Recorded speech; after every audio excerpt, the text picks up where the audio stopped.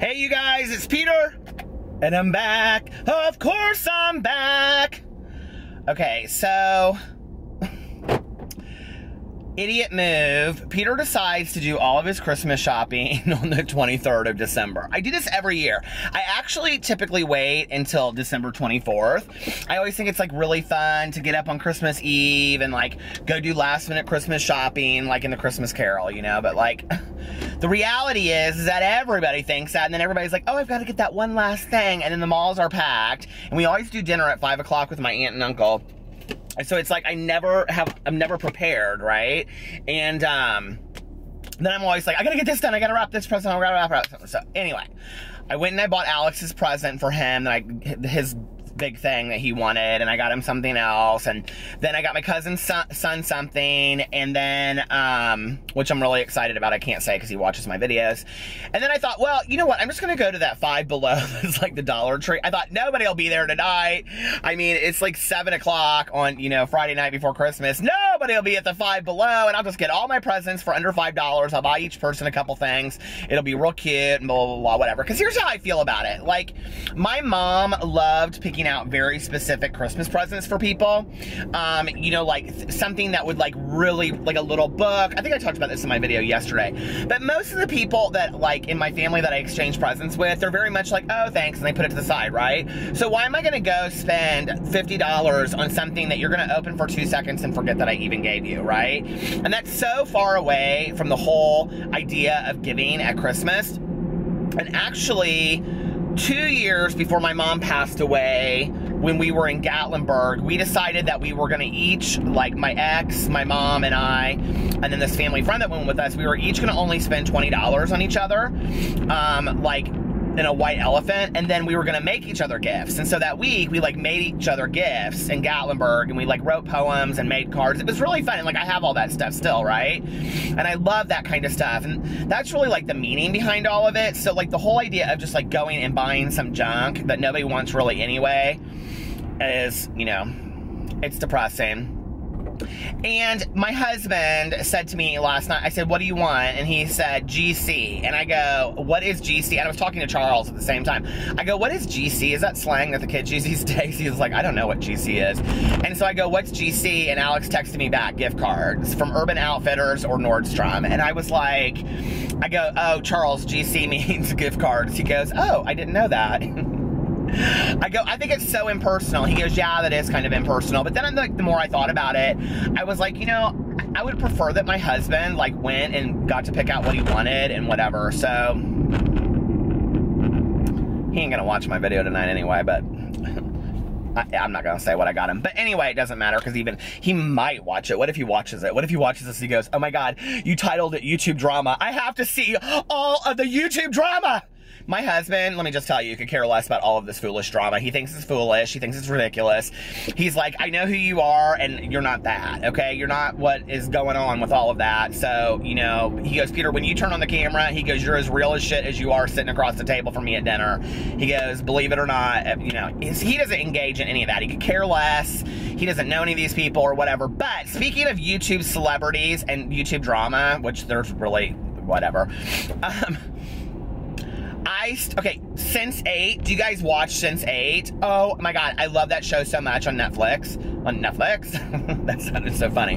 But I do. And so season 2 came back last night. And I don't know if it's like all of season 2 or if it's just like, there's like all these ambulances and stuff outside of this Einstein bagel. I wonder if it's a code blue. Somebody choked on a bagel. I hope not. Definitely not a blueberry one. I do like a good everything bagel though with cream cheese on it. And then onion, pepper jack cheese. That's what I love on my bagel. On my bagel. It is at the Einstein bagel. I wonder what happened. Anyway, it's so sad. But so what was I saying? God, I totally forgot my train of thought. Oh, Sense8. So Sense8, I'm like looking through my Netflix last night. I was like, oh my God, Sense8's back on. It's like some 2-hour Christmas special, which makes absolutely no sense as far as I'm like a half an hour into it. I'm like, what does this have to do with Christmas? Are they giving it to us for like a Christmas present? Because it's like a 2-hour special. Do you guys watch Sense8? I love that so much. But let me just tell you, the cop in the show, like I don't want to ruin it for anybody, but the cop in the show, watch it. Is he not a dead ringer for Mark E. Miller? Oh! I love Mark Miller and Ethan Heathcote. Okay, I think they are both so sexy and cute, and they're like both sexy and cute. Have you guys heard me talk about that on here, that you're either sexy or cute? They're like both, right?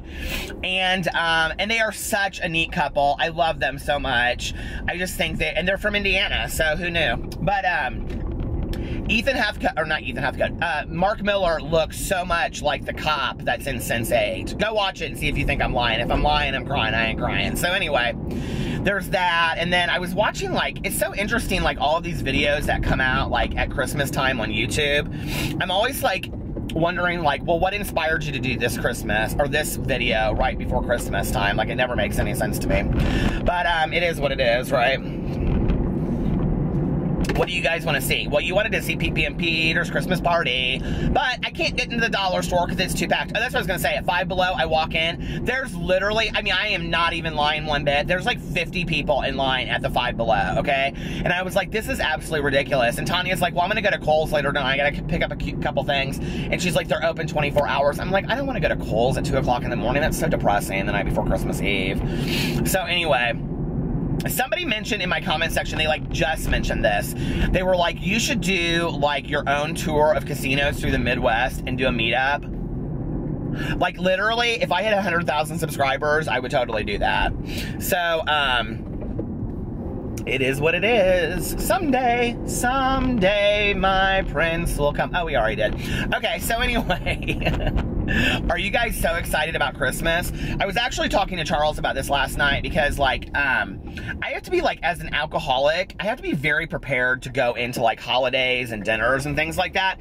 And I don't mean from, like, a drinking point of view. Like, when you're in early sobriety, like, going where there's alcohol is very tempting and it's hard, and so you have to set boundaries and have safe people and things like that. I really believe in all of that. But where I'm at in my sobriety, it's not so much that. It's that other people's drinking gets on my nerves like that quickly. I was at Half Price Books and I was looking for these DVD collection TV things that Tanya wants for her son, and they didn't have them, but, well, they had them, but not the seasons that she wanted. But anyway, I so bad wanted Designing Women and Love Boat. I want those 2 DVD sets so bad. I don't know why. I love the Love Boat. The Love Boat, did you guys ever watch Love Boat and Fantasy Island back-to-back on Saturday nights? That shit made me so happy. And my mom used to buy me that stuff all the time back in the day. I have the complete, I have Fantasy Island 1 season. I have the complete series of Heart to Heart. I loved that show so much. And no Love Boats. I'm so distraught about it.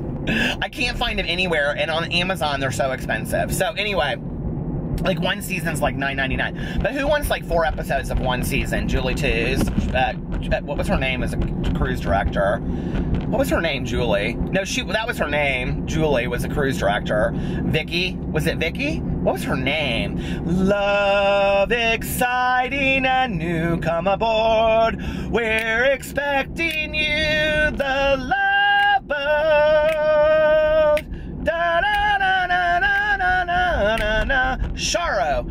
I loved that show so much. I always wanted to be friends with, I can't think of his name, the bartender. I loved him so much. That black guy is so funny. I never wanted to be the captain, Captain Stubing, and his daughter. Her name was Vicky. She had the real round face. Do you remember ever taking those tests, like in Cosmopolitan and like stuff like that, when it would say like, what shape face are you? Pear, apple, pineapple. I am so ADHD. I mean, like, I am ADHD out the ass. Don't care, don't care. That means I am a multitasker, but a fast one. So is what it means. Oh, you want coffee with that? Okay, hold on a second. I'm answering the phone. Hello, how are you? Okay, you get those movie tickets for me? Okay, right. So anyway, I have to, like, be prepared because, like, Alex's family drinks a lot on holidays, okay? They're Latino, that's what they do. They stay up till 5 o'clock in the morning. I mean, I shouldn't make a cultural generalization like that, but his family of Venezuelans parties really hard till 5 or 6 o'clock in the morning on Christmas Eve. And so, like, Christmas, like, we eat dinner late at, like, 9 or 10, and then we open presents at midnight, and that's when Santa comes. And then, like, or the baby Jesus. Like, they believe in both, that the baby Jesus brings presents, too. Like, I don't really know that I really understand the whole gig, but anyway. So, I don't know why the baby Jesus will be bringing us gifts, but anyway, I choose to believe in Santa Claus and the baby Jesus, I guess. I mean, That's what it's all about, Charlie Brown. Anyway, we seem to forget that sometimes, that, you know, that all of this is about kindness and being the best version of yourself that you can possibly be. It's not about Santa Claus and reindeer and all that shit. And even if you're not a religious person, you know, maybe take in the symbology of what the holiday represents, okay?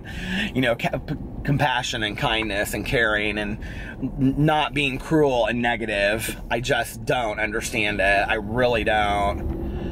I sat in my office today and just heard some horror stories of people just dealing with some negativity, and it just broke my heart for them. You know, it's like, do you ever have like that situation? Like, okay, did you ever work in a work environment where like you were doing everything you could possibly do to like be the best employee that you could, and like, you know, you dressed every day nice to work, and you would always like bend over backwards for your supervisor, and on and on and on, and like no matter what you did, like you continued to just like suffer because your supervisor was like best friends with the one girl that was totally just like manipulating her and things. Like, I feel like there's so much of that going around right now. Like, I dealt with that like with 3 different people today, like talking to them and how they were just like, I feel so powerless. Like, I feel so powerless over, you know, this person doing this to me. And like this one woman that was up for a promotion, and she was like, I'm never gonna get the promotion. I'm never gonna get above where I'm at right now, you know? And she was like, what would you do in that situation? I definitely can't at all imagine what it's like to deal with lying and manipulation. I can't imagine at all what that's like, okay? I told her, I said, well, you just have to do the best that you can do. You just have to prove that you are what you say you are, and, you know, that you're an honest, hardworking person, and continue to do that, and hopefully, eventually, it'll pay off. I did work with this nurse way back in the day, and I'm not going to say who she is because she knows who she is, and I seriously doubt she watches my videos, but if she does, she's got it coming anyway. And I'm not saying that to be cruel. I just don't think that some people ever change. I think some people are just nasty and mean, and they don't ever learn from their own lessons. But she totally set me up back in the day to fail. You ever know people like that set you up? Like, you don't even know it's happening to you at the time, but like in retrospect, you know what I'm talking about? Like, have you ever been there before? Like, where you like look back and you go, I was totally set up and I didn't even realize it. So anyway, there was a situation where supposedly somebody was like hitting on her or whatever, and she's like, I want you to go confront that guy. I was like, no, I'm not real comfortable with that, because he had said something to me about it. And I was like, okay. So finally she was like, well, I think it's really important to your job, basically saying like, if you don't, there will be consequences. And I went and I confronted this guy, and I said, I don't think the things that you're saying about her are very nice. And he was like, oh, well, I'll take that into consideration. And I looked down the hall like an hour later, and they were laughing in the hallway to each other, and guess what? That motherfucker got a promotion and a raise. And guess where I stayed? Right where I was. And that's just kind of the world sometimes, you know, and you just have to float with it. And you just have to say, you know what, it's not my time, and I can just continue to be the best version of myself anyway. And like I've said on here many times before, you know, like, my competition is me. My worst competition is me, okay? You know, like, let's just talk about it from a YouTube stance, for example. Like, I don't have any competitors on YouTube. I don't have any competition on YouTube. There's nobody out there that's my competition. Because if I'm putting out the best version of myself that I possibly can, if I'm putting out the best content that I know how to do, if I'm doing the best that I can do on YouTube, then I don't have any competition, really, right? Like, nobody can keep me down, because I have to, like, just do the best that I can. I remember years ago we interviewed Kelly Catrone from People's Revolution, and she's like one of the biggest fashion PR companies in the world. She started it on her own and she owns it. And I remember at the time, like, this website that we had, like, somebody had borrowed our ideas, okay, which basically means that their website looked identical to ours, and it came out a year later, and they had really borrowed our idea, allegedly. So anyway, I said to her, I go, well, what do you do when somebody borrows your ideas? And she said, honey, I let them have it. She goes, they're not creative enough to come up with their own ideas anyway. So she was like, I just move on with my day and come up with my own stuff and wish them the best, you know? I mean, that's all you can really do in life. And I think that, like, it's really, really hard. I remember, like, I worked with this salesman years ago for like this big company, and he did like these sales of like hundreds and hundreds of thousands of dollars, right? And he was not going to meet his quota for that quarter. And he was talking about going to a different company. And I said, aren't you really like worried about, you know, not meeting your quota? And he was like, no, it's just kind of part of the industry. And I said, what do you mean? And he goes, well, I mean, you know what your quota is. You have to work really hard to do that. I've done my best. I'm not going to meet my quota, and I'm just going to, I mean, he goes, I said, but you're going to get terminated. He goes, but I knew that. Like, he goes, I knew that if I didn't meet my quota, I would get terminated. So I have to just have the best attitude that I can and go, well, I'm going to go somewhere else and start there and do the best I can. And he was like, Peter, this is all part of business. Well, I'm clueless to business, so I wouldn't know, right? And I think that's just all part of it is you present the best version of yourself that you can.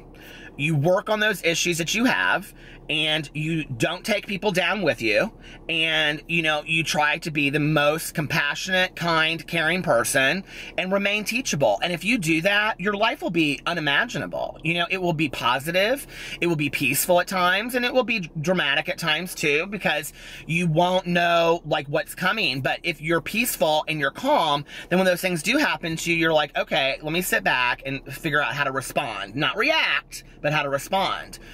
And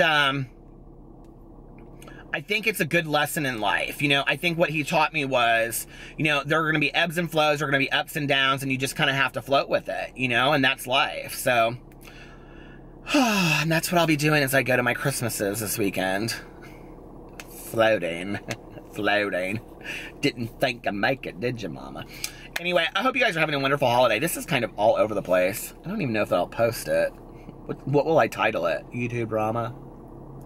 Who'd care? Anyway, love you guys. Bye.